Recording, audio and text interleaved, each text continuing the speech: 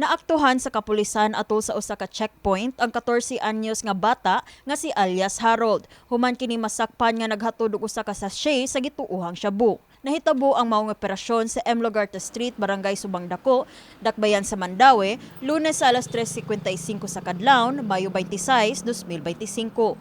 Ang 0.04 gramo sa gituohang shabu mobalor og 272 pesos.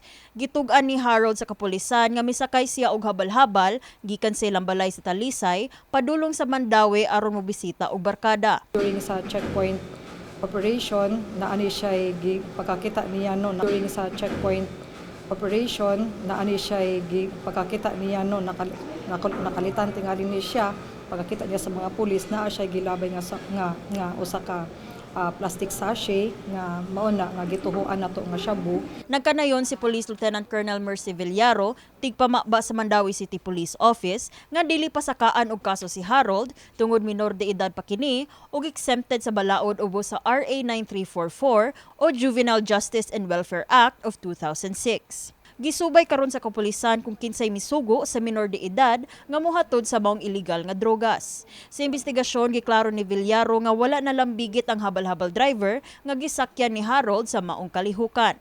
Dugang pa ni Villaro, dili kini ang unang higayon nga gisugo si Harold isip drug courier. According sa information nga nakuha sa iyahang dili na ni siya kay karon lang nga gipadad-an ni siya nahimo siyang courier of illegal drugs na po daw dati.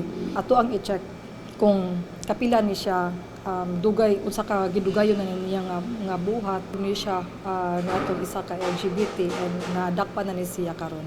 Then naay katong mga gipang sugo po siya like karon lately.